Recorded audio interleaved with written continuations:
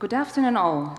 So, startups and corporate, like David and Goliath, we think of them quite often as enemies.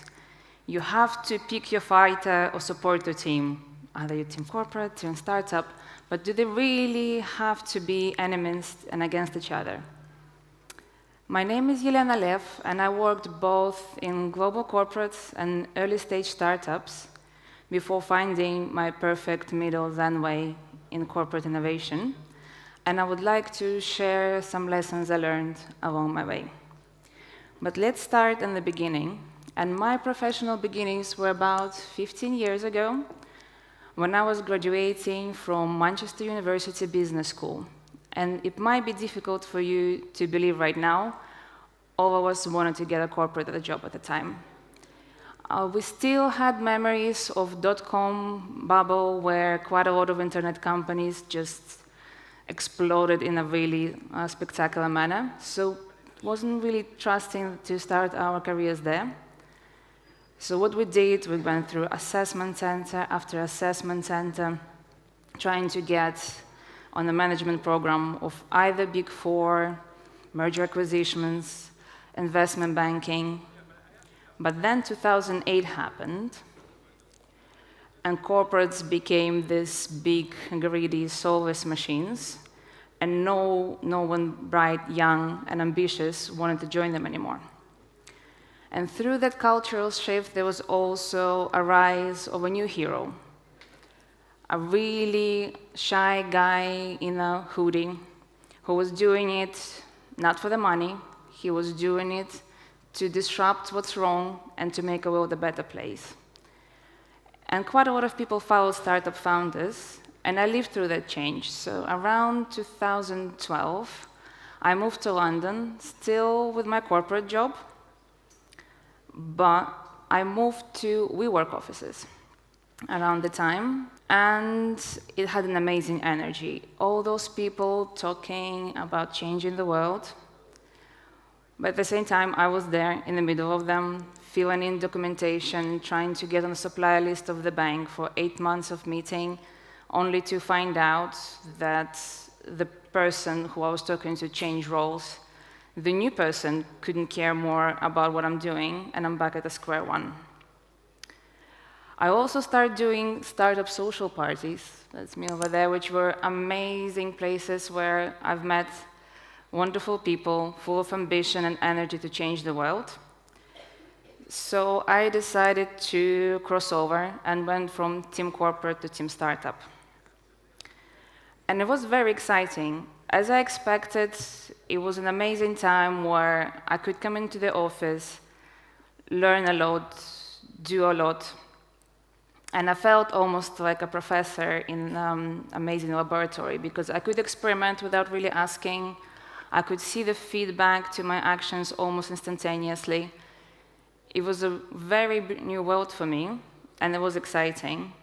Little did I know that the startup I joined, it was a really lucky draw, because not only they survived over the last 5 years, they became a global company. Right now, they have more than 200 people across the world, London, Hong Kong. So they were doing quite a lot of things right. Later, I joined other startup where a founder had the amazing idea every 3 days. And as lovely as it was on a personal basis, but it meant we'd done a lot of things, we worked hard, but because we just keep changing and changing, we weren't going anywhere. And after that experience, when IBA Group approached me to run corporation innovation for them, I was really happy to change back, and I found my perfect Zen middle way. And I do feel that corporates becoming much more like startups these days. Just as a perspective, today the average age of a top 500 company is about 17 years. 50 years ago, it was double that. So it's not enough to get to the top of the mountain, get your market share, and relax. You constantly have to innovate, experiment, be agile, and quite a lot of corporates learned it the hard way. For example, Kodak Film. I'm not sure how many of you actually know the company. When I was growing up, picking up pictures from a Kodak shop was an amazing day after the holiday when you get to relive it again.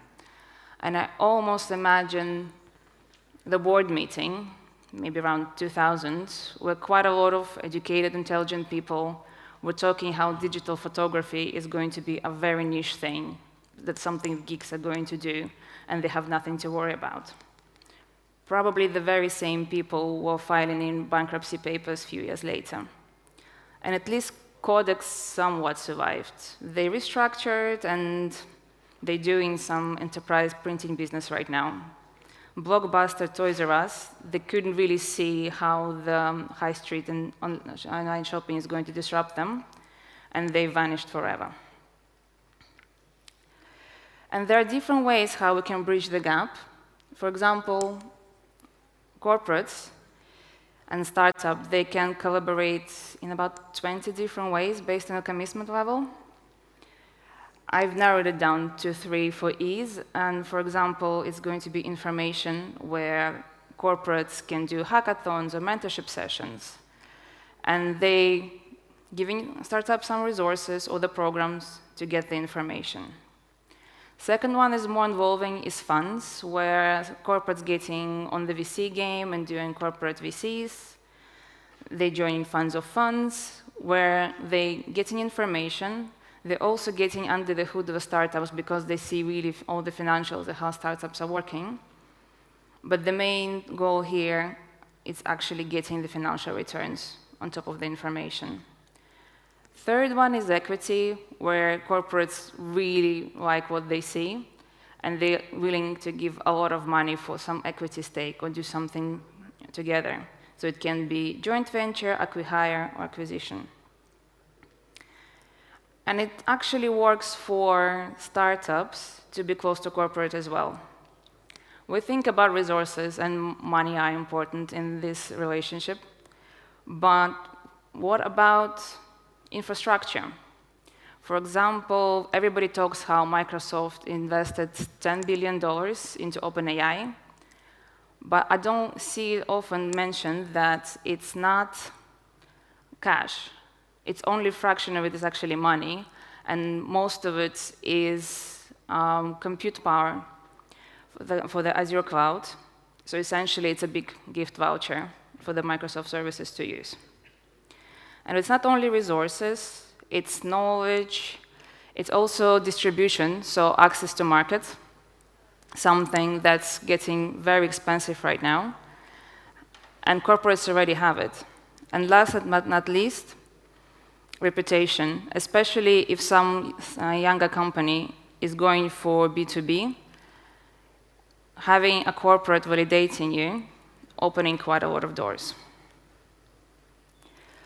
But from my years, both in corporate startups, I feel there are quite a lot of common challenges. And first one is being customer-centric. It feels like such an obvious thing, but so many get it wrong. And when I've done Antler program, which was an amazing experience, where it's like a 0-1 investment, where they take you, think that you have good potential as a founder, and then they just put you together with different people and trying to see how they can give you all the knowledge, all the connection, and hopefully there's going to be a viable business after the 3 months program. If I have to condense all 3 months to one most important thing I learned, is that you need to fall in love with a problem, not a solution. So many conversations start like, if this app or if this platform would exist, the world would be a much better place. But you need to make sure that there is market greater than one person for your idea. And for that, you need to understand that it might sound great to you, but you need to park it and actually talk to the people who are experiencing this problem. Really dig deep and understand how they're dealing with it right now and what they're willing to do to fix it. And sometimes it's really counterintuitive. So through Antler program, I was building a product in art tech, And I thought I'm going to do the customer research with my friends. And I've known those people for 10, 20 years, so I would consider myself an expert in my own friends, assuming that whatever they're going to say, I already know. I was so surprised, and after that, I'm questioning everything, because something that I thought going to be exactly the same on a surface, I realized people just see it so differently, and it's the people that I know really well. Not to say that customers that you never saw in your life. And talent obsession, you would hear a lot about hiring A players, or that you need to hire for mindset, not for skill. I would like to talk about something slightly different. And it's about creating structure for the talent to operate and perform in the best way. There's so many things around that are changing constantly and we can't control. So creating the rhythm, the cadence that's coming and letting people do what they want to, I think it's essential and it's often overlooked. For example, when I was building the team and quickly scaling up one of the startups, I had a different structure for different interviews, for different roles. And some roles were easy. You just get one interview, and if you like them, you give them a chance to see what they are like. With some more senior roles, I had 3 stages. And I remember the case that for head of our customer services, only 1 girl made it to final round. And my founders were really upset that I did not want to hire her on the spot. For them, it was a waste of time and energy. But I knew that by providing the structure, by saying that there are going to be 3 stages, and giving those 3 stages, is going to give the calm perception to the new candidate. And I was right, because when I sent out the job offer, it was accepted 10 minutes later, and the girl was great for the job. But also personal focus and responsibility. So the startup I mentioned that was doing things right, I think they got one thing spot on, and that's focus. Because so many people will tell you, you have to sweat on the small things.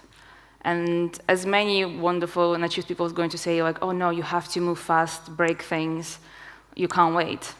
And I couldn't figure out how I can link those 2 things together. But actually, it's focus. So that startup, they picked really few essential things that customers were paying for. They hired a really good customer service person who was building relationships to make sure that the clients tolerating things that not going too well. And they were off to the races, because in the beginning, you just have to focus on what's the most important thing. And nice UX, even the website, they didn't have a website for the first year, they were generating revenue. But now they have billboards all across the world, because they grew, they proven the business model, and now they on to doing bigger things. And a holy grail of creative culture. And here I want to talk about first getting comfortable with change. It's not going anywhere. Like evolutionary, we've built for much slower change, and that's why it feels unnatural.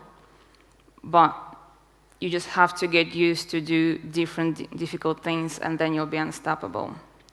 Stay curious, apply, and adapt. Something that's right today might be wrong tomorrow. But it's still good to take advice, see how can you apply it for your own life. And then it might work, it might not, but you gave it a go. So for example, in my case, I knew I wasn't comfortable with failing fast.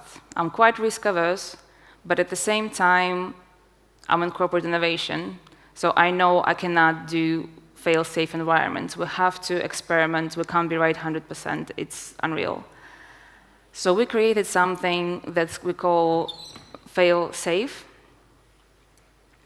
rather than safe fail, and we just calculate what would be the worst outcome, and then if it's okay with us, we continue. No matter how good the upside is, if it's too risky, we're not going forward. And it does work. sometimes. For example, the Microsoft that I mentioned already, they acquired GitHub. So they got their open source credentials, and GitHub got access to enterprise customers that they couldn't crack for all the years they've been on the market. Or for example, Spotify, someone who's difficult for me to see as a corporate, but they've been active since 2006, so nearly 20 years, billions in revenue and thousands of people employed. They try to figure out how they can keep people engaged on the platform more, and decided to go into podcasting in 2019. They didn't build teams in-house. They acquired Anchor with other podcasting platforms. And now we get to enjoy much more variety on the Spotify. And I have to be proud and share with you that it works as well with IBA Group. We have a variety of products. And one of them is TapX Phone. It's a soft and post solution that right now is offered through 25 banks and used by more than 100,000 customers online, which are able to take their payments on the phone. Or our goods checker, our machine vision merchandising helper that has 97% recognizability and save so much time in the merchandising agencies. Another case is EasyRPA, where we have 120 specialists figuring out how they can optimize 500 business processes and, again, save time and money. And before I go, I'd like to leave you with a quote. It's from Sheikh Al Maktoum, the ruler of Dubai, who I believe done the impossible. He built customer-centric government. So, for example, every time I want to do something, I'm not going to the council, I'm going to Happiness Center. And it does deliver on a name. Every time I'm trying to deal with Dubai government, I'm slightly happier because they're actually super efficient, they know what's important to me, and they're delivering in a promise. So what Sheikh Maktoum said is that life reacts positively towards those who know what they want. When a leader has a clear, inspiring, and compelling vision, coupled with resilience and determination, life circumstances come together to pave the way, and he or she will have backing of many followers. And I think that's the most important if you want to go startup, corporate, or find your own perfect Zen way. Just know who you are, be focused on what really excites you, and be quite flexible on how you're going to get there. Thank you very much.